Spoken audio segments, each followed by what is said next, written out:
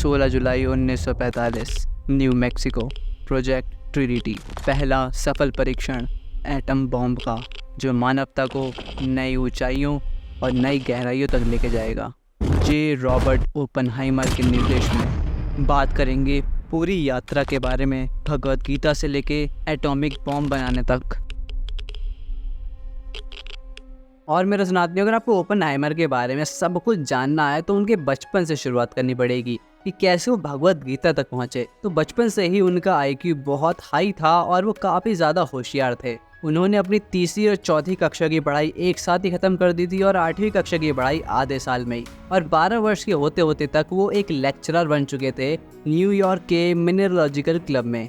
और इन सब पॉइंट में आप ये याद रखना कि उनकी एज कितनी कम है। बट अगर भी आपको लग रहा होगा कि उनकी जो लाइफ है एकदम स्काई रॉकेट पे होगी, उनके अच्छे दोस्त होंगे, उनकी सोशल लाइफ होगी, बल्कि ऐसा नहीं था। उन्होंने अपनी पूरी जो लाइफ थी वो बुक्स को डेडिकेट कर रखी थी। बट यहाँ पर उनकी पूरी तरह से मर्जी नहीं थी, क्योंकि उनका कोई सोशल सर्कल नहीं था। उनके दोस्त उनको बुली करा करते थे, तो इस वजह से भी उनका ध्यान बुक्स की तरफ ज़्यादा था, जो कि उनको अपने आप में स्पेशल फील कराता था। और बचपन से ही उनका स्वभाव काफ़ी ज़्यादा सेंसिटिव था और उनके इसी स्वभाव से और ज़्यादा उनको बुली किया जाता था उनके क्लासमेट्स द्वारा, उनके दोस्तों द्वारा। और यही कारण था कि वो और कुछ ना करके अपनी बुक्स की तरफ कंसंट्रेट करते थे। बट ये प्रॉब्लम काफ़ी ज़्यादा सीरियस थी, क्योंकि इसकी वजह से उनकी सोशल लाइफ तो ख़राब हो ही गई थी, बल्कि उनको स्कूल भी नहीं जाने दिया जाता था। और इतना सब करने के बाद भी उनके माता पिता उनको इस चीज़ से नहीं बचा पाए। और 14 साल की उम्र में उनके साथ वो हुआ जो शायद किसी के साथ नहीं होना चाहिए था। तो ओपनहाइमर एक कैंप अटेंड कर रहे थे, जहाँ पर उनको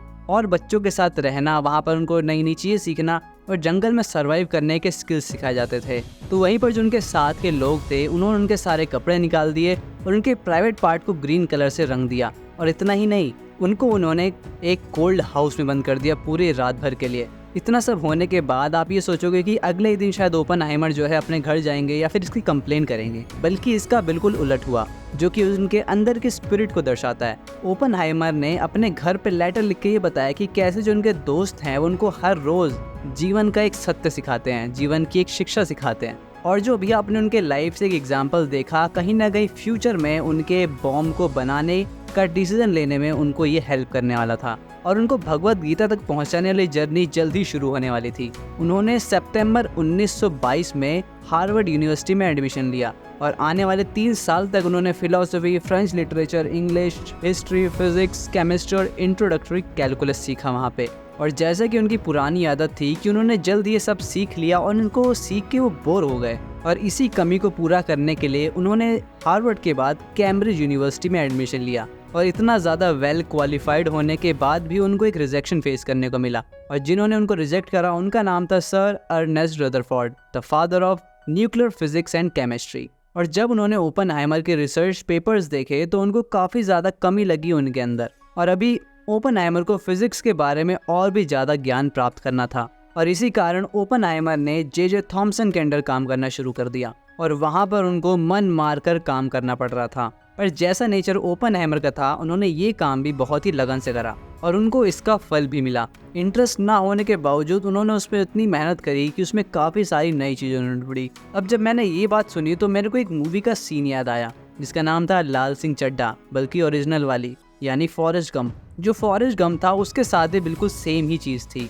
वो जो भी काम करता था उसमें इतना मन लगा के करता था कि वो सबसे बेस्ट बन जाता था। चाहे उसको टेबल टेनिस खेलना हो, चाहे उसे आर्मी के अंदर जाना हो, वो हर काम में बेस्ट निकलता था, क्योंकि वो हर काम को मन लगा के अपने दिल से करता था। और भगवद गीता भी तो यही कहती है, चैप्टर 18 श्लोक संख्या 47, श्रेयाम स्वधर्मो विगुणः परम धर्मात् स्वन्युशिष्ठात् स्वभाव नियंतन कर्म कुर्वा प्रोति किल्बिषम। अब जिसका अर्थ होता है अपना धर्म निभाना भले ही अपूर्ण हो, दूसरे के धर्म निभाने से बेहतर है। भले ही पूरी तरह से अपने जन्मजात कर्तव्यों का पालन करने से व्यक्ति को पाप नहीं लगता। और इवन भगवद गीता पढ़ने से पहले से ही ओपनहाइमर कहीं ना कहीं भगवद गीता को ही फॉलो कर रहे थे। और अभी तक जितनी भी घटनाएं उनके साथ हो रही थी तो लोगों को यही लग रहा था कि उनकी लाइफ कितनी ज़्यादा अच्छी चल रही है, पर धीरे धीरे चीज़ें और भी ज़्यादा ख़राब होने वाली थी। मैंने वीडियो के स्टार्टिंग में आपको बताया था कि कैसे जो बचपन में उनको जितनी भी घटनाएं झेलने को मिली, चाहे उनके दोस्तों के साथ, चाहे उनके स्कूल के अंदर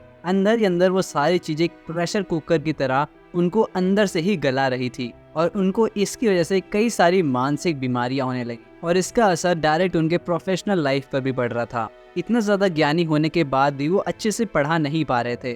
पढ़ाते पढ़ाते वो स्पेस आउट कर जा रहे थे और उनके इमोशंस भी बहुत ज़्यादा आउट ऑफ प्रपोर्शन हो गए थे। या तो किसी बात को सुन के बहुत ही सहम जाते थे या फिर बहुत ही ज़्यादा गुस्सा हो जाते थे। और एक बार तो उन्होंने अपने दोस्त को भी मारने की कोशिश करी जिनका नाम था फर्ग्यूसन। वो भी उन्हीं की तरह हार्वर्ड यूनिवर्सिटी में स्टूडेंट थे और यहाँ तक कि फर्ग्यूसन ने ओपनहाइमर को खुश करने के लिए ये भी बोला कि वो अपनी गर्लफ्रेंड से शादी करने जा रहे हैं और इसी बात पे उन्होंने उनकी गर्दन दबोच ली। अब ये सब हो रहा था क्योंकि मानसिक रूप से बीमार थे, बट फर्ग्यूसन उनके एक सच्चे दोस्त थे और इस घटना के बाद उन्होंने उनका साथ कभी नहीं छोड़ा। और ओपनहाइमर के बर्ताव के पीछे एक मानसिक बीमारी थी जिसका नाम था डेमेंशिया पैराडॉक्स। तो इस मानसिक बीमारी के अंदर जो पेशेंट होता है उसे हमेशा लगता है कि उसके आसपास के जो लोग हैं वो उसको मारना चाहते हैं और वो हमेशा ही डरा डरा और इनसिक्योर रहता है। बट उनको सिर्फ एक ही मानसिक बीमारी नहीं थी, उनको डिप्रेशन भी था और डिप्रेशन में रहने के बावजूद उन्होंने काफ़ी सारे अपने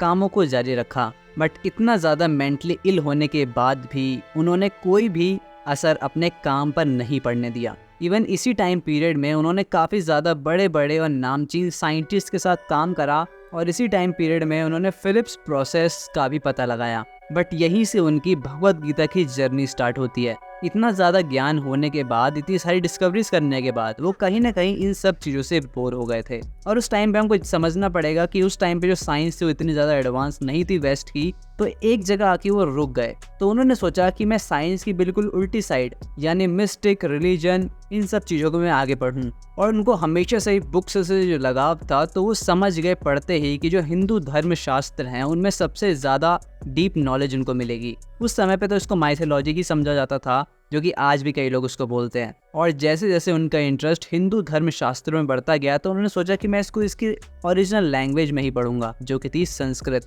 जहाँ पर आज भी लोग संस्कृत सीखने से डरते हैं या फिर बहाने मारते हैं कि नहीं, हम ये नहीं कर पाएंगे। उस समय ओपनहाइमर ने संस्कृत भी सीखी और धर्म शास्त्रों को उनके ओरिजिनल लैंग्वेज में भी पढ़ा। अगर आप लोग भी इजीली संस्कृत सीखना चाहते हो तो मैंने नीचे कुछ बुक्स आपके लिए पिन कर रखी हैं जो काफ़ी ईजी हैं और आप बेसिक लेवल की संस्कृत भी सीख पाओगे और उसको एडवांस फॉर्म में भी ले जा पाओगे। और अगर ओपनहाइमर इतना ज़्यादा डिसकनेक्टेड पर्सन जिसने ज़िंदगी में ना तो हिंदी सीखी ना ही कोई और भाषा, वो जाके संस्कृत सीख सकता है तो आप क्यों नहीं। इवन उनके जो संस्कृत के प्रोफेसर थे आर्थर डब्ल्यू राइडर, उन्होंने ही उनको पहली बार भगवद गीता पढ़ने के लिए दी थी और आगे जाके भगवद गीता ही उनके एटम बॉम्ब बनाने के कहीं ना कहीं कारण बनने वाली थी। अब वर्ल्ड वॉर 2 अपने अंतिम क्षणों में पहुंच चुका था। दोनों तरफ के लोग अपने आर्मी को ऐसे वेपन्स बना के दे रहे थे जिससे वो लोग जीत सकें। तो वहीं पर अमेरिका के lieutenant general Leslie Groves Oppenheimer को सेलेक्ट करते हैं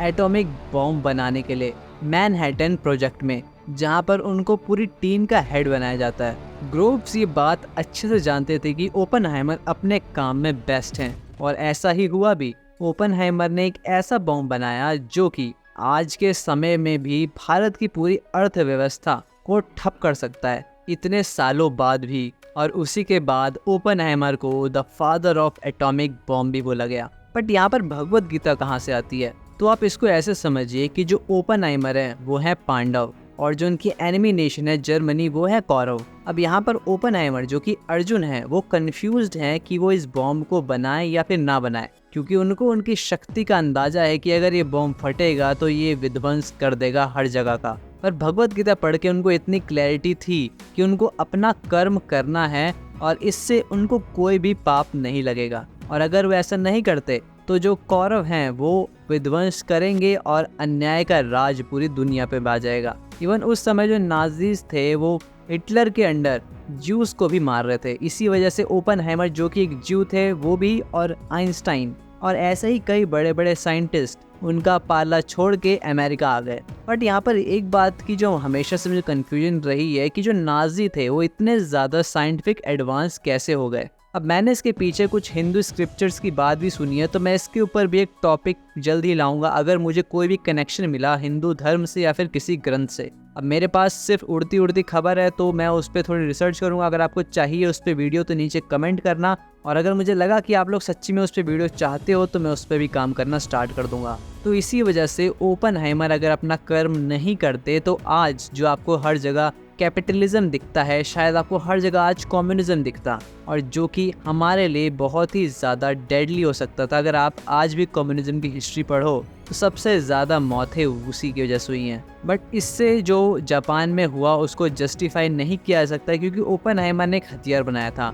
बट उसको कहाँ पर यूज़ किया जाएगा, कैसे यूज़ करा जाएगा, उस पर उनका कंट्रोल नहीं था। तो मेरी समझ में तो उनको किसी भी तरह से इसको सही ठहराना कि ये सब उनकी वजह से हुआ है, ऐसा बिल्कुल गलत था। इवन हिरोशिमा और नागासाकी पे जब बॉम्ब फटा तो उनको भी इसका दुख हुआ कि उन्होंने ऐसा क्या बना दिया जो आज इतना ज़्यादा विध्वंस कर रहा है। और जब ओपनहाइमर ने पहला एटॉमिक बॉम्ब टेस्ट करा तो उसमें 11 किलोमीटर ऊंचा मशरूम क्लाउड बना, और जिसके अंदर 21 किलो टन TNT की पावर थी। आप इनको वर्ड्स में नहीं समझ सकते, बट आप इतना समझ लीजिए कि आजकल जितने भी कंट्रीज़ हैं ये उनको हिला देने के लिए काफ़ी था। और कहीं ना कहीं न्यूक्लियर बॉम्ब से जो डर आजकल हमको दिखता है लोगों के मन में, वो इसी वजह से है। और इसी दृश्य को देखकर ओपनहाइमर को ये श्लोक याद आया। अध्याय 11 श्लोक 12। दिवि सूर्या सहस्रस्या भवेद युग्यनापाद युतितः यदि बहा सदृशी सा स्याद भासास तस्या महात्मना। जिसका अर्थ होता है कि अगर एक साथ 1000 सूर्य का प्रकाश आकाश में आ जाए तब भी वो श्री हरि विष्णु जी का तेज का सामना नहीं कर पाएंगे। और उसके बाद जिस कार्य के लिए इन बॉम्ब्स को बनाया जा रहा था वो दिन आया 6 अगस्त और 9 अगस्त, जहाँ पर लिटिल बॉय हिरोशिमा पे और फैट मैन नागासाकी पे गिराए गए। और उसके विध्वंस को देखते हुए ही वो लेजेंडरी लाइन ओपनहाइमर ने बोली थी। 11 श्लोक संख्या 32। कालोस्मि लोकक्षा कृत प्रविद्धो लोकान समर्थम इति प्रवृत्ता। जिसका अर्थ होता है the prince that he should do his duty, and to impress him takes on his multi-armed form and says, now I am become death, the destroyer of worlds.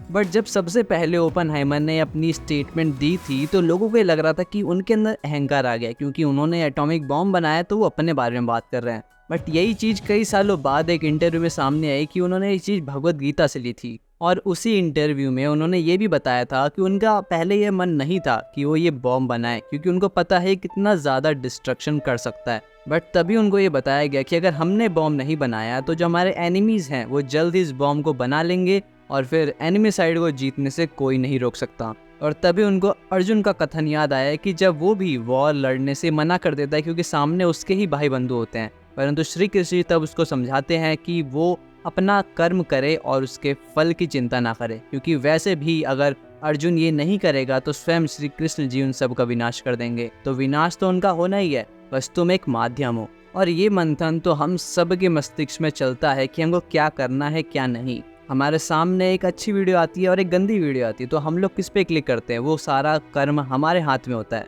हमको क्या पढ़ाई करनी है, कब अपना टाइम कैसे इन्वेस्ट करना है, ये सब हमारे हाथ में है। और हम में से सब लोग अपने मस्तिष्क से हार जाते हैं और वही काम करते हैं जिसमें हमको मज़ा आता है। तो मेरा वीडियो बनाने का पर्पज़ ओपनहाइमर की जर्नी डिस्कस करना नहीं था, बल्कि श्रीमद् भगवत गीता जो हमको सिखाती है उसको पढ़ते तो बहुत लोग हैं, पर समझते कितने लोग हैं वो समझना है हमको। और ओपनहाइमर जो सब पढ़ चुके थे उसके बाद भी भगवत गीता ने उनको इतना इन्फ्लुएंस करा, उनको इतनी चीज़ें सिखाई। तो इससे हमको ये सीखना चाहिए कि हमारे धर्म ग्रंथ उनसे ज़्यादा हैं जो अभी हम उनको समझते हैं, और उस पर कंप्लीट ट्रस्ट करके कृष्ण जी पे कंप्लीट अपना भरोसा जता के आप अगर आप भगवत गीता को सीखेंगे, उसको समझेंगे, तो हो सकता है वो आपके लिए भी वो मैजिक कर सके जो ओपनहाइमर के लिए किया था। और उनका जो अंतिम संस्कार था उनको दफनाया नहीं गया जैसे कि नॉर्मली ज्यूस को दफनाया जाता है, बल्कि उनको जलाया गया था, और बाद में जो उनकी राख थी उसको समुद्र में बहा दिया गया। और सोचिए ओपनहाइमर वहाँ रह के अगर भगवत गीता पढ़ सकते तो हमारे पास तो इन ग्रंथों का भंडार है। सिर्फ भगवत गीता ही क्यों, हमारे पास कई टाइप्स की गीता है, कई टाइप्स के पुराण हैं।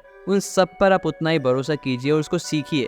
हो सकता है कुछ चीज़ आपको पहले पढ़ने में गलत लगे कि ऐसा नहीं हो सकता, बट अगर आपके अंदर वो सेंस है जो आप चीज़ों को समझ सकें तो हो सकता है कि आपके लिए उस ग्रंथ का असली ज्ञान आपके सामने आ जाए। जिन लोगों ने यहाँ तक वीडियो देखी है उन सब के लिए एक बोनस कंटेंट है कि हमारी ये वीडियो 107वीं वीडियो है और हमारी अगली वीडियो होगी 108वीं। जैसे कि आपको मेरे चैनल आर्ट पे दिख रहा होगा कि मैंने वहाँ पर लिख रखा है कि जब हमारे 5000 सब्सक्राइबर्स पूरे हो जाएंगे तो हम लोग एक Q&A करेंगे। वो सिर्फ एक Q&A नहीं होगा, उसके अंदर कई सारी और भी चीज़ें होंगी जो हम फ्यूचर में आपके लिए लेके आएंगे और ये वीडियोस में हम सब कुछ अनाउंस करने वाले हैं। तो अगर आपको कोई भी क्वेश्चन पूछना हो मेरे से रिलेटेड या चैनल से रिलेटेड तो हम नीचे हैशटैग का यूज़ करके क्वेश्चन पूछ सकते हो ताकि आपका क्वेश्चन हाईलाइट हो और हम आपका क्वेश्चन ले सकें। तो अगली वीडियो में कई सारी नई चीज़ आपको देखने को मिलेगी जो हम फ्यूचर चेंजेस लाने वाले चैनल के अंदर। और आप सबका बहुत बहुत धन्यवाद, आपने प्रीवियस वीडियोस में हमको बहुत सपोर्ट करा है। और अगर आपको हमारा कंटेंट अच्छा लगता है तभी सब्सक्राइब करना, डेड सब्सक्राइबर से चैनल डेड हो जाता है। और अगर आपको जानना है कि अवतार के अंदर कैसे सनातन धर्म को दिखाया गया है तो ये वाली वीडियो ज़रूर देखना।